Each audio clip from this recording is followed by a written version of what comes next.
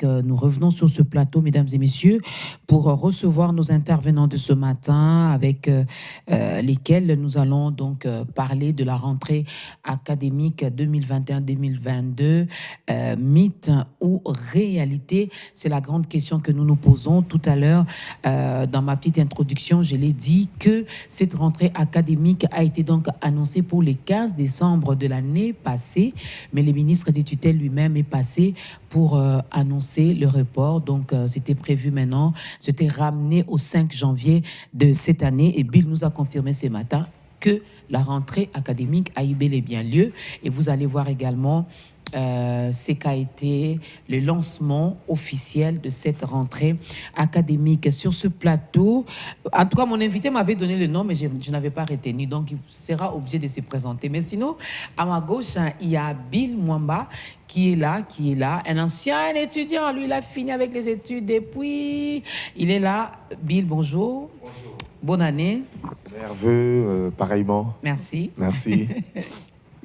De l'autre côté, il y a Pascal, hein, le politique de Buan. C'est Pascal. Bonjour. Tout va bien? Assez bien, toujours au front. Ok. Et l'étudiant? Sefa Ngouli, voilà. Je vais écrire. Il m'avait donné son nom, mais c'était pendant que on m'a maquillé. Sefa Ngouli, étudiant à l'UPEN. Ngolé. Étudiant à l'UPEN. Délégué facultaire, la faculté des lettres et sciences humaines.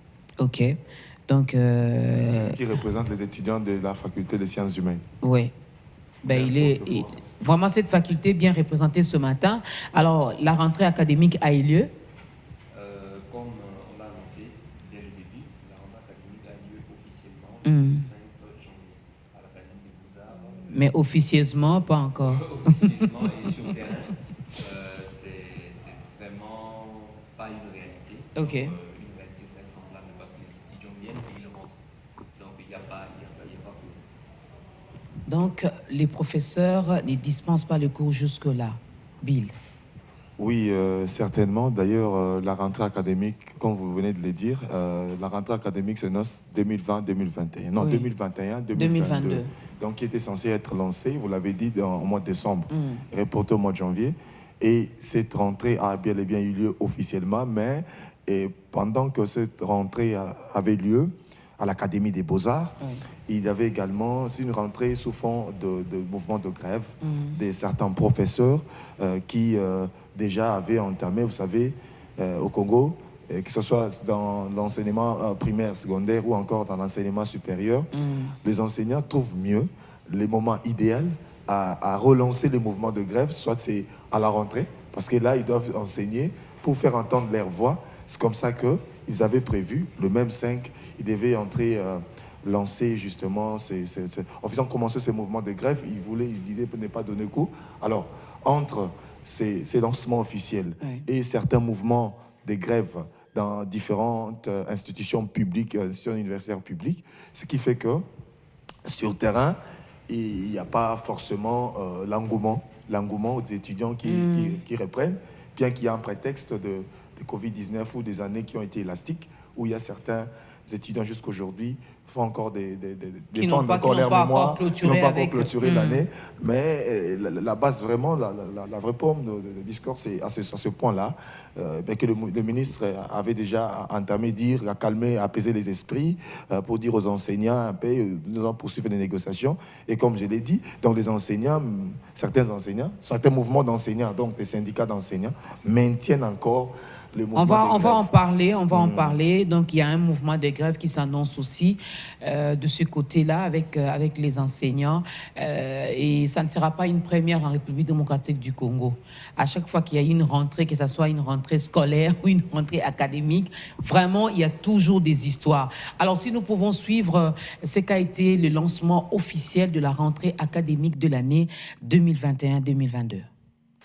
Je déclare ouvert l'année académique 2021-2022 sur toute l'étendue de la République démocratique du Congo. C'est donc parti pour une année académique 2021-2022 marquée par le début du LMD dans tout le système d'enseignement supérieur de la République démocratique du Congo. Une nouvelle année pour prendre de nouveaux objectifs, donner de nouveaux défis et saisir de nouvelles opportunités dans un contexte de Covid-19, mais aussi des revendications syndicales et administratives, a reconnu l'autorité de tutelle. Mon action s'oriente vers le redressement du secteur de l'ESI, afin de le rendre, par la formation, par la recherche, plus participant au développement de la nation et promoteur des Congo forts, unis et prospères. La généralisation du système de licence, maîtrise, doctorat dans les établissements au travers desquels nous sommes tous appelés à repasser nos modes opératoires dans l'exercice de nos tâches d'enseignement, d'apprentissage, d'évaluation et d'administration. Des mouvements de revendication syndicale et associatifs qui reposent sur des demandes d'amélioration des conditions de vie et de travail des membres des différentes corporations et pour lesquels sont attentifs aussi bien le président de la République et le Premier ministre, mais aussi l'autorité des tutelles. Le choix de Kinshasa au lieu de Kisangani est justifié par l'attention tournée sur la capitale pour l'organisation des obsèques de Monseigneur Tarcisse Tshibangou et la particularité de l'Académie de Beaux-Arts. C'est son modèle de mise en œuvre de la circulaire 023. L'ABA est belle, scientifique, artistique et mérite des éloges. La réussite de ces paris organisés dans un temps record nous a valu essentiellement l'élaboration de la nouvelle stratégie qui devra guider nos établissements au cours des décennies à venir, en commençant par cette année. Faisant nôtre l'approche pédagogique par compétences, nous avons proposé des maquettes de licence de 4 ans et un master de recherche de 2 ans. Ce master ouvrira directement nos apprenants au cycle de doctorat que nous pouvons désormais organiser grâce à l'arrêté ministériel portant création d'une école doctorale d'art et culture à Kinshasa. Pour les étudiants présents à l'ouverture de l'année académique, il est temps d'expérimenter le LMD. Moïndo Nzangi s'est montré déterminé à parachever les réformes amorcées conformément aux retombées des États généraux de l'issue. Par ailleurs, cette année académique est décrétée année Monseigneur Tshibangou en hommage à celui dont la vie était associée à l'évolution de l'enseignement supérieur et universitaire. Le ministre de tutelle annonce une série d'activités en marge des obsèques de cet éminent professeur et premier recteur noir de l'université de Kinshasa.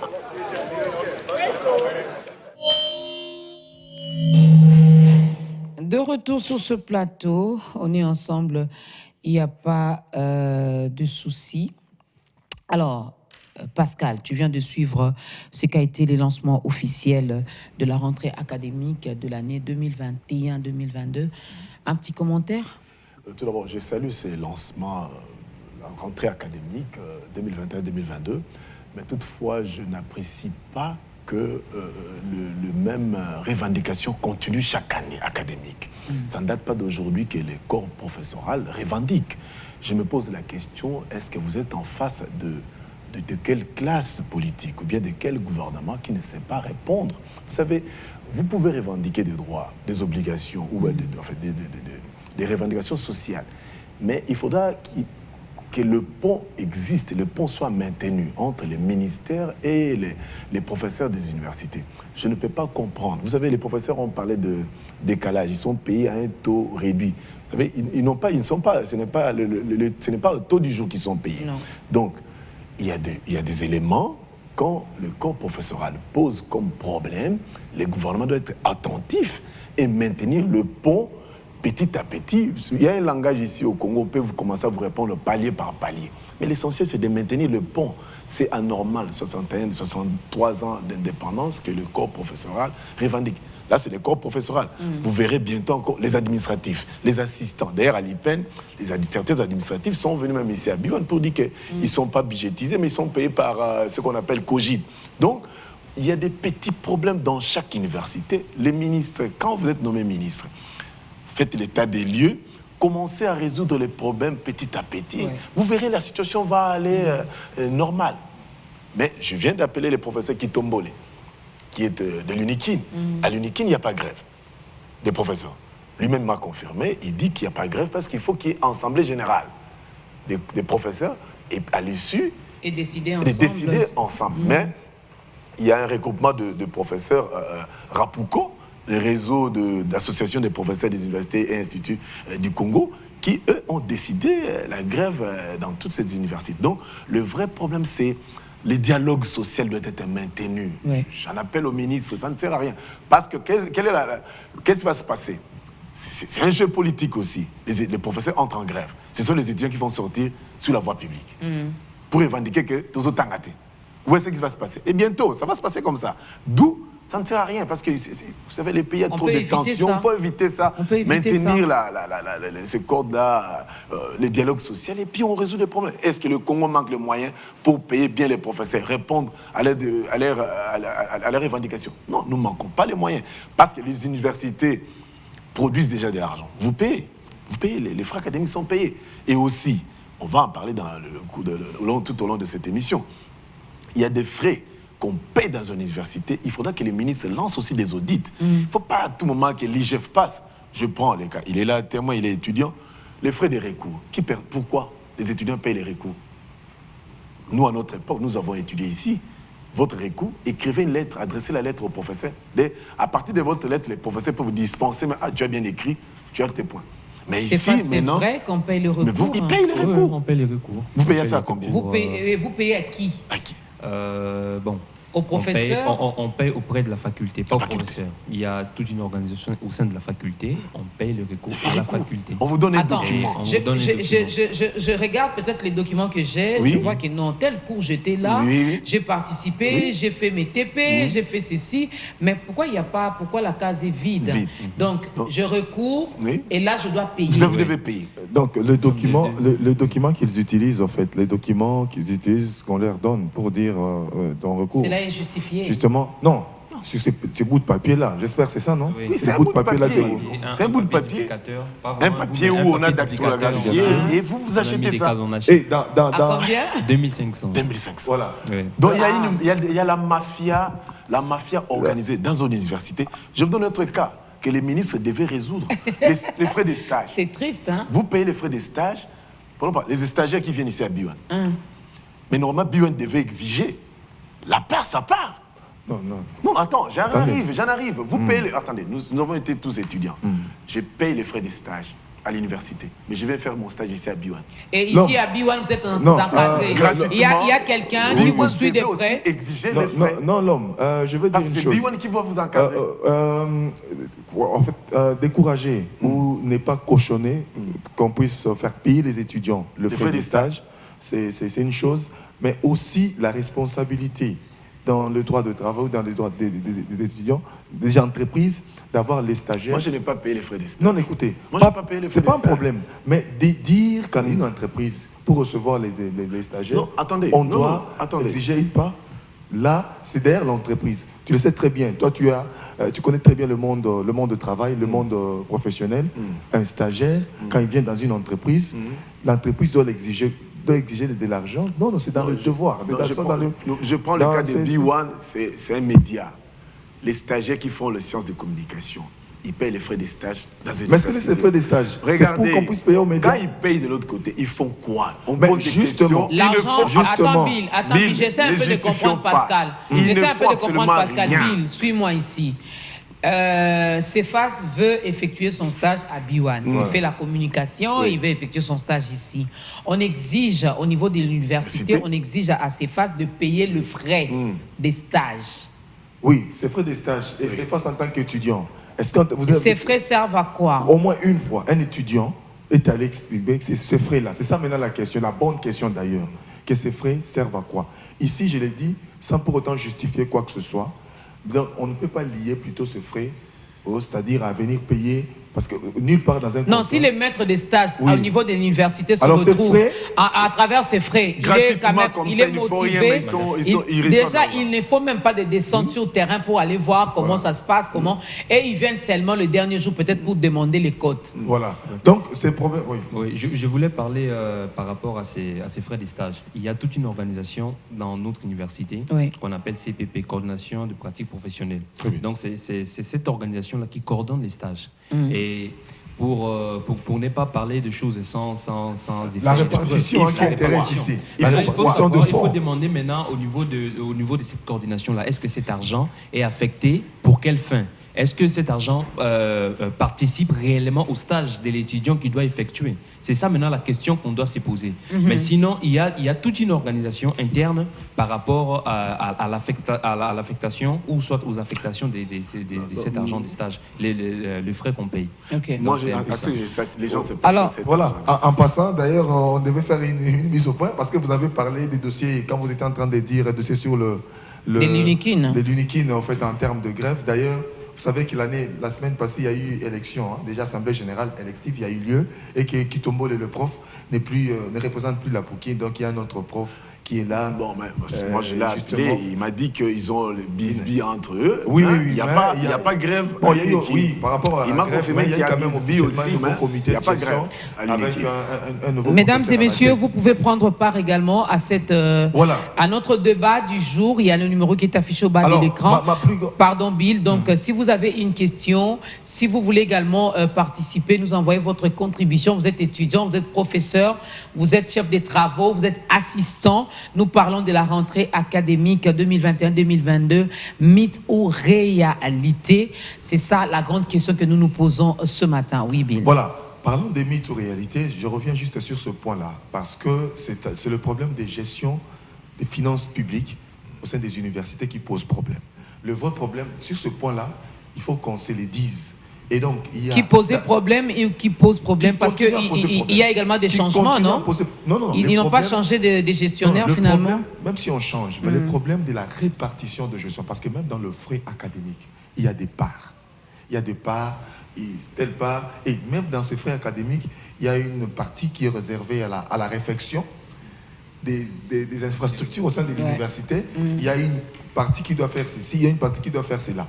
C'est maintenant là. D'abord, avant d'aller dans ces frais connexes, genre laboratoire et le stage, ce sont des frais de laboratoire pour les CICS, les studios et tout. Alors, est-ce qu'il faut dire, est-ce que les étudiants dans nos universités ont des infrastructures appropriées, des laboratoires appropriés par rapport à l'argent qu'ils donnent à ces laboratoires? Voilà, par exemple, des questions qui peuvent se poser par rapport à l'objectif de l'argent ou des fonds, par rapport au fonctionnement des...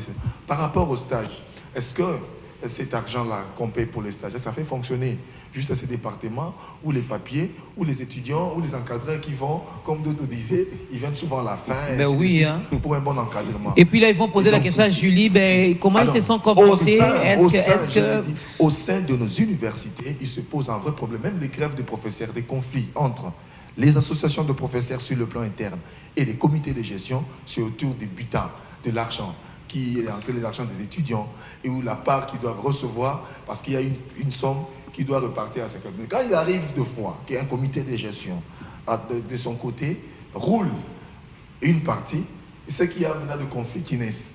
Et des conflits, on vient sur le terrain officiel, on dit l'État, et quand la colère se déverse sur l'État, c'est parce qu'au niveau interne d'abord, aujourd'hui, tout le monde qui gère l'affaire publique, je parle des universités, au sein de nos universités, s'il y a transparence, de gestion de finances publiques, j'espère bien qu'il y aura beaucoup de choses qui vont s'améliorer au sein des universités avant que l'État ne vienne avec quoi que ce soit. Donc le vrai problème, c'est à partir de là, les frais académiques, il y a toujours une répartition.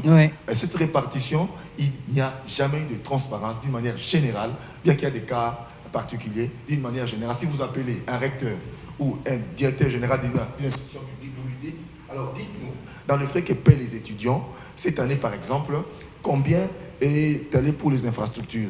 Et vous savez que $20 par exemple, $20 dans chaque frais des étudiants est mis à côté pour améliorer ou encore réfectionner les infrastructures. Déjà, on sait voir quand on regarde seulement les différents bâtiments de nos universités, on sait déjà qu'il y a un problème. Donc, les $20 qui devaient normalement être mis de côté ne sont jamais... C'est un exemple où ça sert à autre chose. Regardez que les institutions sont restées des bâtiments comme ça, et même la peinture.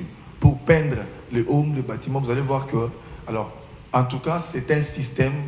je ne peux pas dire Kemboke Koufi, non, c'est-à-dire qu'il y a... si le président l'a dit, n'hésite pas de le dire. Hein. Le père lui-même l'a dit. Et nous, les enfants, que dirions-nous? Alors, c'est face. Étudiants à l'UPEN, vous représentez toute une faculté. Alors, Cette rentrée académique, mythe ou réalité, d'après Céphas?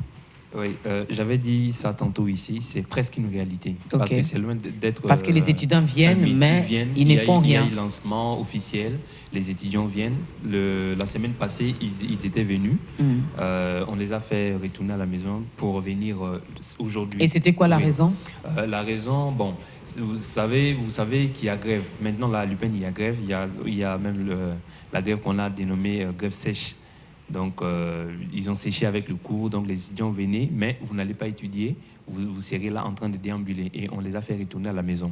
Donc, c'est presque une réalité parce qu'il y a cette envie-là dans les nouveaux inscrits de venir étudier. Ben oui. C'est un rêve pour eux de commencer pour la toute première fois les études universitaires, cette ambiance comme ça se fait. Ouais. Et voilà, les étudiants sont venus, on les a fait retourner. Et aujourd'hui encore, je crois que chez nous, maintenant à l'université, on est en train de les accueillir. On est en train de les accueillir pour leur montrer quand même la culture, les pratiques, les us et coutumes de l'université. Donc c'est presque une réalité. Avec un peu de blaisaille aussi. Bon, le blaisaille en tout cas... Moi, ça n'existe plus. Hein. Bah, il faut éviter plus. Avec la pandémie, il faut vraiment éviter cela. Avec ce système-là, le blaisaille a pris fin, je crois, à notre époque. En 2017, lorsque nous sommes venus, ils ont tenté quand même de le faire, mais ça n'a pas marché. Ça n'a pas marché. Donc les étudiants sont là, on est en train de les orienter, ainsi de suite. Mais c'est presque une réalité, c'est pas vraiment une réalité parce que là, ils n'ont pas cours. Là, ils n'ont pas cours. Avant peut-être de prendre le deuxième élément, on va prendre quand même la réaction des étudiants par rapport à ce nouveau système également qui s'annonce, qui s'intègre déjà, qui va commencer d'ailleurs cette année, dans cette année académique. On va parler donc de LMD, licence, master, doctorat. Le ministre l'a annoncé et il y a les étudiants qui ont réagi. On va prendre la réaction, mais ça sera après la pub. Ça va nous permettre, surtout à la RDC, d'évoluer comme certains pays. Parce que trop souvent, les gens disent que la RDC est un pays maudit, la RDC est un pays dont il n'y a rien. Il est temps que le chose change. Voilà pourquoi je suis très content de ce système. J'attends beaucoup de choses pour cette année académique, surtout comme il y aura beaucoup de difficultés, je ferai en sorte de faire de mon mieux pour y arriver. Pas avec ça ne sera pas tellement difficile. Je ne sais pas encore ce que ça veut dire vraiment LMD, mais ce que je sais est que LMD, c'est juste les 3 ans des études. Les 3 ans déjà, tu deviens licencié. Mais on nous a dit que le lundi, on va bien nous expliquer ce que c'est. On ne sait pas encore à quoi s'entendre, mais j'espère que ça sera bon, quoi. En tout cas, ça ne fait pas peur. Moi, je trouve que ça nous permet de bosser dur, d'acquérir certaines connaissances plus rapidement. Vous voyez, quand de fois on donne cours, on est un peu dans tout à la fois. Ça permet aussi aux professeurs d'être précis sur l'enseignement et c'est quelque chose qui va nous faire évoluer plus rapidement. De retour sur ce plateau, les étudiants ont réagi, les étudiants ont parlé au micro de B1 Télévision, mesdames et messieurs, n'est-ce pas qu'ils ont donné également leur point de vue par rapport à ce nouveau système de licence, master, doctorat. Donc, nous bon, je ne sais pas si c'est la malchance ou c'est la chance. Nous, c'était premier, deuxième, troisième graduat. Et puis après, vous allez commencer avec le deuxième cycle, donc 2 ans.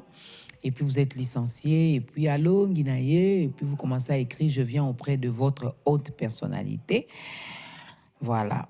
Mais cette année, dès que vous quittez votre 6e des humanités, vous avez votre diplôme d'État, vous venez à l'UPEN, vous commencez directement LMD. Licencié. Je commence avec Pascal. Votre point de vue. En fait, par rapport à ce nouveau système. Je me suis posé la question, est-ce que les choses ont été bien préparées? Parce que dans notre pays, nous lançons des programmes. Est-ce comment on prépare avant de lancer? Nous lançons des programmes. Quelles sont les bibliothèques que nous avons dans une université? Quelles sont les bibliothèques que nous avons dans la ville ici de Kinshasa? Est-ce que nos universités sont outillées des ordinateurs? Chaque étudiant a au moins un ordinateur. Parce que ce système, ça pousse à des recherches. Ce système pousse l'étudiant à être très actif. Je me pose la question, je reçois des étudiants, des fois certains étudiants ne maîtrisent pas l'ordinateur, l'outil informatique. et ne parlent pas deux langues internationales. Ils parlent que le français, l'anglais, ils ne maîtrisent même pas 50%. Alors qu'avec le système LMD, il faut au moins maîtriser deux langues internationales. Donc, le français, l'anglais ou bien le portugais. Donc, l'espagnol. Donc, ce système, ici, je me suis posé la question, est-ce que nous nous sommes préparés? Est-ce que le Congo, tout ça, va aventir? Puis, il non, hein, va aventir, il va avoir la Kinshasa. Va aventir, hein, il va avoir la Kinshasa. Pour que, et puis, lobby, oh non, il y a eu tel. Et aussi, avons-nous des professeurs qualifiés? C'est le vrai problème. Vous savez qu'au Congo, il y a nous perdons beaucoup de professeurs. Nous venons de perdre aussi Chibango, qui vient de partir. C'est un grand professeur. Il vient de partir. Est-ce qu'il y a la relève? Donc le vrai problème, c'est que est-ce que tout a été bien préparé au niveau des universités? Parce qu'il ne suffit pas de lancer un programme. Bien, il y a les professeurs qui disent déjà mauvaise foi des gouvernements. Quand vous ne traitez pas bien les professeurs, pensez-vous qu'ils vont répondre à ces programmes? Et les professeurs disent encore d'évaluation de leur salaire avec des retenues fiscales. 40%, ils ont perdu 40% de pouvoir d'achat. Donc, il est question aujourd'hui que les ministres, il ne faut pas lancer des projets pour des réformes pour lancer.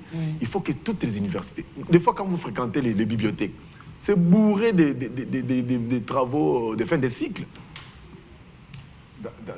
C'est bourré des travaux de fin de cycle et les ouvrages. J'ai reçu le professeur Guy Robert Silou, qui est professeur à Paris. Mais il dit, mais il a croisé son collègue professeur ici de sociologie, qui n'a même pas d'ouvrage chez lui à la maison. Les difficultés, quand vous regardez le syllabus de nos professeurs, ça date, c'est pas mis à jour. On a un problème sérieux. Je me demande où est parti l'inspectorat académique pour voir. Ça dit quoi? Aujourd'hui, il ne suffit pas de lancer des réformes. Mais il faut voir, cette réforme à l'UPN, ça va se passer progressivement comment? À l'UNIKIN, à l'IBTP, par-ci, par-là, pour que les étudiants arrivent à comprendre. Mais nous passons de temps en temps à l'IPN. Le nombre d'étudiants, tout d'abord, dans les salles, à l'université, il n'y a pas un nombre limité pour les étudiants. 1000 étudiants dans une salle, les professeurs doivent corriger. Il y en a qui sont debout. J'ai déjà croisé un professeur au niveau de l'Emba, sous-région, en train de corriger les papiers dans la voiture naïe. Le sérieux de ce programme aussi, ça impose la rigueur au niveau de nos professeurs. Vous voyez, donc, c'est un problème général qu'il faut aller petit à petit et lancer le programme. Puisque ces systèmes d'enseignement, licence, maîtrise, doctorat est déjà lancé. Oui. On ne s'est pas préparé, ça on doit vraiment se le dire. Je ne pense même pas que les professeurs étaient préparés, même les étudiants n'étaient pas préparés par rapport à ça, mais le système est déjà lancé, Pascal. Dans l'enseignement, en fait, j'ai été aussi assistant à l'université, du moins j'ai fini à l'ULK, j'ai fait l'université, l'ULK et Simo Kimbangu, de 2004 à 2008, j'étais assistant là-bas. Quel est le problème? Aujourd'hui, à l'université, il n'y a pas seulement les professeurs, il y a les professeurs, les chefs de travaux et les assistants qui sont là. Tous participent dans cet enseignement supérieur et universitaire.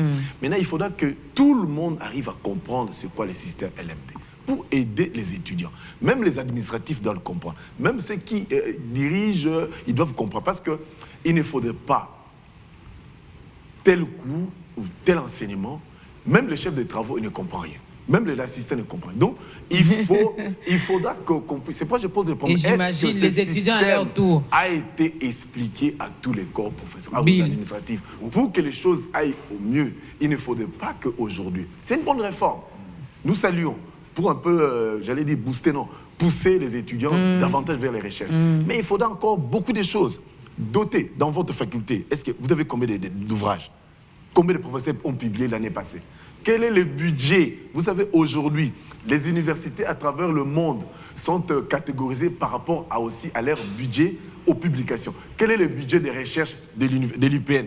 Quel est le budget pour la recherche au niveau de l'UNIKIN? Posez-vous la question. Alors, donc, ça dit quoi? Nous lançons un programme, mais, oui, LMD, mais quel est le budget par rapport à la recherche? Voilà. L'homme, je veux d'abord vous dire, c'est-à-dire avant de rapidement revenir sur pour répondre à ce que par rapport à ce que je connais sur ce dossier LMD, parce que je couvre les états généraux, je connais un peu l'idée. L'année dernière, il a fallu les états généraux, c'est-à-dire une première après autant d'années. C'est-à-dire qu'il fallait que les enseignants, le professeur se réunissent et évoquent tout le problème qui ronge les secteurs. Ça s'est passé à Lubumbashi. Et dans plus de 325 résolutions qu'ils ont obtenues, entre autres, c'était la généralisation des LMD d'ici cette année académique. Alors, j'ai suivi dans certaines universités, parce qu'il faut qu'on se le dise, il faut dire plutôt que le LMD n'a pas été suffisamment enseigné ou suffisamment expliqué. Il a été quand même expliqué, mais le temps n'a pas été suffisant pour que les gens maîtrisent, entre autres les étudiants. Du côté étudiant, je les dirais que, en tout cas, je n'ai pas vu où le LMD a été suffisamment expliqué, sensibiliser les étudiants sur ce système. Mais le corps enseignant, dans certaines universités, j'ai vu, parce qu'après les états généraux, il y a eu des comités qui ont été créés, des comités LMD dans chaque université. Maintenant, il faut se les demander, ces comités. Bon, je ne sais pas s'ils travaillent bénévolement ou ils bouffent tellement de l'argent. Qu'est-ce qu'ils font? Quel est leur cahier de charges là? Le cahier de charges, justement, de ces comités principaux, mais aussi de tous les comités LMD dans les universités. Parce qu'il y a des comités LMD. Qu'est-ce qu'ils font? Quels sont leurs objectifs par rapport à ces comités? Quelles sont leurs missions? Entre autres, que les étudiants comprennent les systèmes, que les administratifs comprennent les systèmes, ainsi de suite. Parce que avant la rentrée académique, on devait, en principe, que tout le monde connaisse. Mais maintenant, on a lancé l'année académique. Et il y a les LMD. Est-ce que ce qui n'a pas été fait, c'est que l'évaluation de toutes ces sensibilisations-là, c'est qu'il y a eu des gens qui ont été formés, sensibilisés sur le LMD. Est-ce que, en termes de proportion, d'appréhension, de compréhension, combien de personnes ont compris? Ou encore la proportion, la catégorie de corps scientifiques, académiques, administratifs qui ont bien compris les LMD. Jusqu'aujourd'hui, dans certaines universités, j'ai vu, on continue à réunir les enseignants, assistants, chefs de travaux pour les expliquer. Moi, je me dis, aujourd'hui... Là, maintenant, ils vont le faire également à la va-vite. Hein? Maintenant, le vrai problème que Pascal a dit par rapport à la recherche, avant de parler des universités, il faut d'abord entrer dans le budget national. Combien de pourcents est réservé à la recherche? Non, mais chaque université a son budget propre. Oui, oui, là, je viens de chaque université a son budget propre. C'est comme ça que je reviens sur cette question de gestion des finances publiques. Oui, oui. Dans l'argent que les étudiants payent pour les stages ou aller faire des recherches, d'ailleurs, avant de faire des recherches de TFC, l'argent que les étudiants payent, il y a une partie qui est réservée à la recherche. Parce qu'il s'agit de la recherche, même dans l'histoire de stage là. Mais est-ce que la transparence de gestion publique dans les universités, comment ça se passe? Combien est affecté à la recherche? Parce que le LMD exige à ce que les recherches soient continues. Aujourd'hui, je t'appuie dans la mesure où la dimension de la recherche ne se repose pas seulement sur le fond, mais les acteurs, quel est le mécanisme, le plan de recherche dans chaque université? Qu'on se les dise, est-ce que les TFC produits ou les mémoires produits l'année dernière, aujourd'hui, peuvent apporter des solutions dans le pays? Moi, j'aimerais bien que CEFAS, qui est étudiant actuellement, puisse réagir également par rapport à ces systèmes. LMD. Oui. Ok, les aînés ont parlé de problème de budget. Et c'est vraiment le plus grand problème qui va présenter des écueils à ces systèmes. Parlant de budget, hier, je passais en revue le budget de performance 2022. Et le ministre Delessus regrettait. Il a demandé plus de 300 milliards de francs congolais qui se transforme en 150 millions. Okay. 150 millions de dollars. Et on lui a remis, le Parlement a voté, et on lui a remis que 50 millions de dollars. Et il manque 100 millions de dollars pour permettre ce système-là d'avancer. Alors, j'aimerais revenir par rapport à l'historique du système LMD. Le système LMD dans l'espace européen, ce sont des pays qui se sont mis ensemble pour voir dans la mesure de possible comment est-ce que nous allons mettre un programme commun pour nos pays du système européen afin de permettre à nos étudiants à effectuer des études, même ici et ailleurs dans d'autres pays. Et ils ont parvenu par la charte de Bologne en 2004. Ils ont mis le système LMD pour permettre aux étudiants du système européen à faire de tours. Ils peuvent stopper avec les études et ils peuvent continuer des études ailleurs dans un autre pays tout en travaillant. Mais voilà pourquoi notre ministre, oui, je crois que notre ministre aussi a fait des recherches.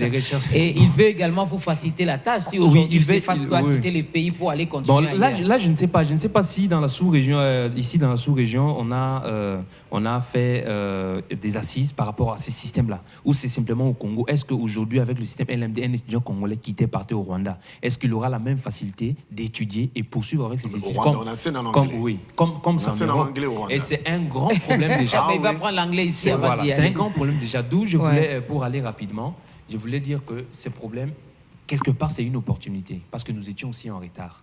C'est une opportunité, mais les difficultés sont là, comme nous sommes habitués dans ces pays. Faisons avec comme ça, mais que le gouvernement mette des moyens suffisants au ministère de l'Issue pour amorcer ces processus. Parce que ça demande beaucoup d'implications. Il faut beaucoup bosser, il faut avoir des outils à sa portée. Parce que le système LMD, ça demande nettement les nouvelles technologies de l'information et de la communication. Donc, on doit initier et les professeurs et les enseignants pour progresser dans Parce que le professeur sera là, il ne te dira pas tout. Hein.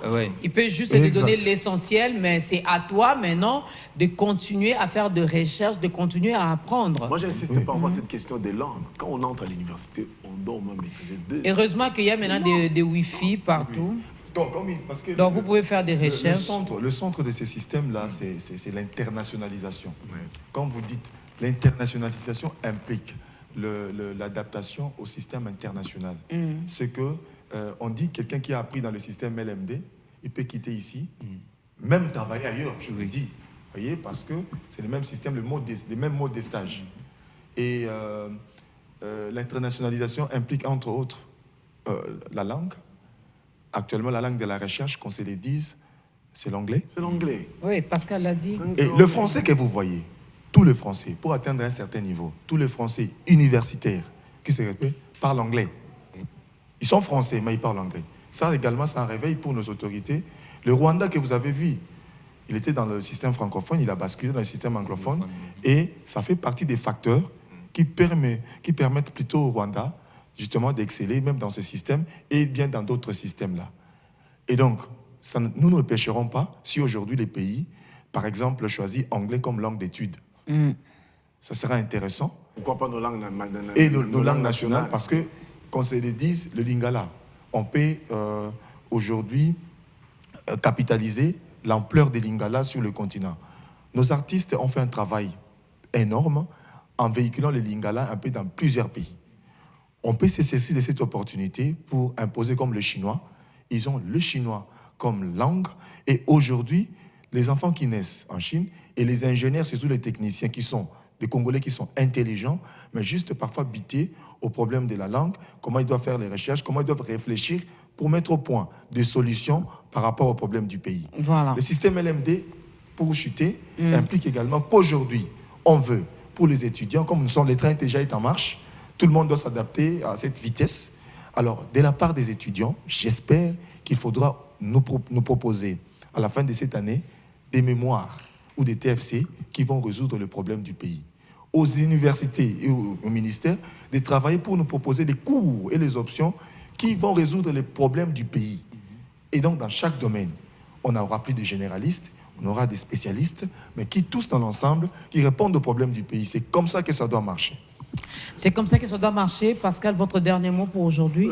J'apprécie, une fois j'étais dans un cybercafé, j'ai vu un travail d'un étudiant de l'IPN qui a traduit quelques articles du code pénal à lingala. J'avais beaucoup apprécié. C'est-à-dire quoi? Il y a des travaux qui sont dans une université qui devaient peut-être aider la République.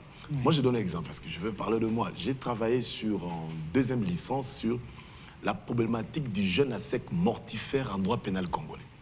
Lorsque le jeûne à sec entraîne la mort, organisée par les pasteurs, est-ce que les pasteurs peuvent être poursuivis?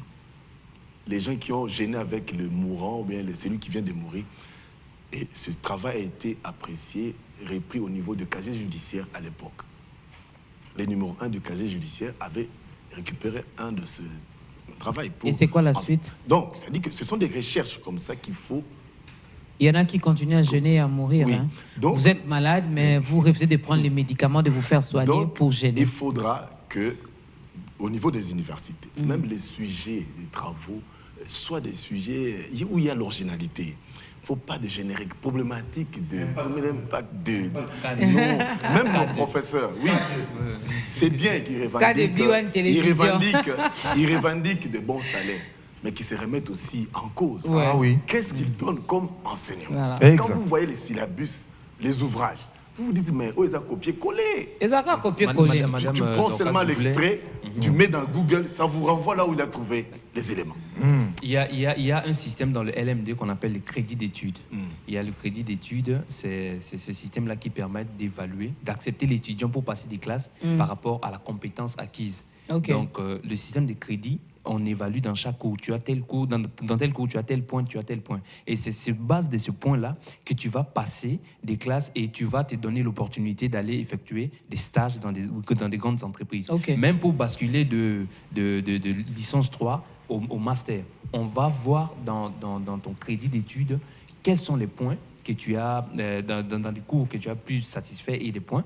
On verra maintenant sur base de cela et t'offrir une opportunité d'aller. Donc je peux déduire que ce système vous aidera aussi à mettre fin avec les plagiats. Le mal est qu'avec les sampunda, les sayo. Non, c'est ça. Comment l'étudiant obtient ses points? C'est ça maintenant le problème. C'est ça le problème. À ce niveau-là, la conscience des enseignants. Oui. Comment les étudiants? Est-ce qu'il faut que l'étudiant achète les codes du syllabus et il soit dispensé? Oui, c'est ça. Est-ce que c'est ça l'enseignement? C'est ça aussi la grande. Il faudra revoir toutes ces choses, comme l'a dit Pascal, mais moi je le déplore quand même. Je déplore notre façon de faire les choses. C'est bien de copier, c'est bien, c'est bien. Comme vous voulez copier, je vous encourage. C'est bien de copier, mais copiez-les. Hein? Ailleurs, vous avez vu que ce n'était pas on dort sur un bâton magique comme ça, on se réveille pour dire désormais on lance un nouveau système dans notre système académique. Non, ils ont pris du temps, ils ont fait des recherches, ils se sont mis ensemble pour en parler et ensemble ils ont décidé, chers ministres, chers gouvernements.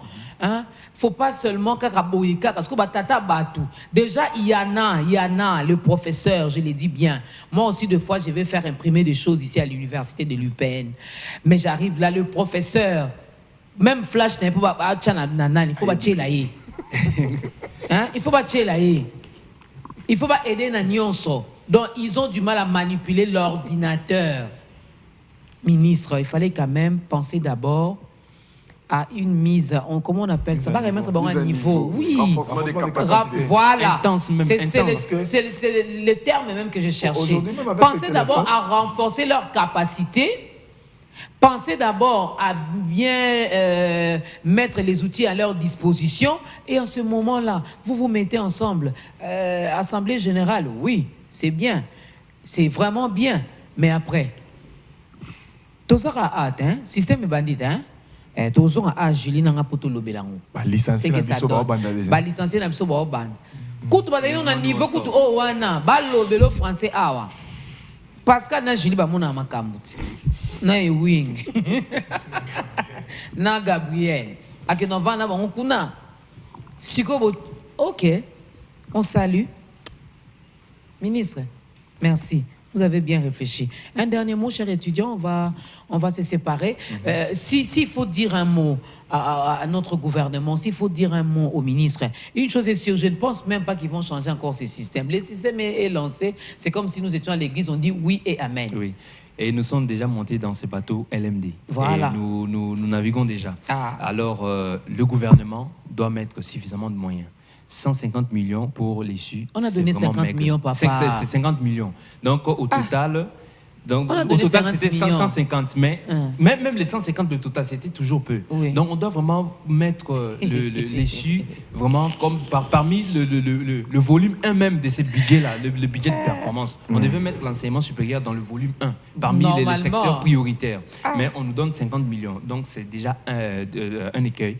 Ça ne va pas vraiment nous aider. Mais à l'avenir, que le gouvernement mette des moyens suffisants au secteur de l'issue. Parce que il y a des gens qui ont dit, si vous voulez détruire un pays, détruisez simplement son éducation. Donc c'est ce que nous vivons dans notre pays. EPST, budget Mukebo. ESU, budget Boy. Culture, budget Boy. Recherche, Le secteur où est-ce que ça la rabiso, où est-ce que ça la peut bino. Bon vendre parce que bon vendre bon français bien. Tu quand le bon rentrer dans lingala. Où est-ce que ça que bon ça au beau ça lelo. Dès parce que votre budget boyé. Merci seulement, c'est face courage. Nous sommes déjà dans le bateau, comme tu as dit. Donc, c'est lui qui va décider finalement de sauter. Il faut savoir nager. Sinon, merci à Bill. Merci Pascal. Merci aussi. Il y a encore beaucoup de choses à dire par rapport à tout ce que nous avons dit. On n'a même pas eu le temps de parler de ce mouvement de grève. En tout cas, les professeurs menacent. Bon, j'ai dit menace parce que certains sont dedans, mais d'autres pas encore. Hein, d'autres pas encore, parce que le gouvernement doit maintenir seulement le dialogue social, c'est tout. Parlons. Président, moi ça m'a fait mal. Hein. Cette phrase-là revient dans ma tête. D'ailleurs, Pembo, quand tu écoutes Kango, il s'est couffé. Question moi encore, bon, on dit que vous avez pouvoir poigner, soit c'est Koufa Ginango. C'est que vous pouvez pas ma coquille, il y a que l'amoussa yango. Alors, l'amoussa, papa. 2022. 2022, hein? Ah, l'amoussa? Oui. Mesdames et messieurs, j'étais dans la joie d'animer cette tranche d'animation matinale avec Pascal, avec Cephas, avec Bill, avec Christian Néanga qui est passé sur ce plateau pour nous parler sport. Merci à toute l'équipe qui a travaillé, mesdames et messieurs, pour que tout se passe bien dans de très bonnes conditions. Un grand merci à mon réalisateur que je veux retrouver le vendredi sur ce même plateau, mais je ne serai pas seule, je serai avec Julie Sefou. Demain mardi, Bénédicte Kalengai sera au rendez-vous avec vous. Mercredi, Jafar Moulassa avec Arsène Kamango, l'homme les Mbinga Zor de Biwan, l'homme le plus grand en taille. Arsène Kamango sera là aussi, sans oublier Jipika et la petite parfaite. Hein, elle est mariée, elle reste quand même petite, hein, notre parfaite. Le jeudi, La Terre et ses merveilles avec Julie Sefou et Jipika. Vendredi, on ne change pas l'équipe qui gagne. Coca, Pepsi, Fanta, Mirinda. Ben, nous serons là, Julie Sefou et moi, pour vous tenir compagnie. D'ici là, portez-vous bien et bonne suite de programme sur Biwan Télévision.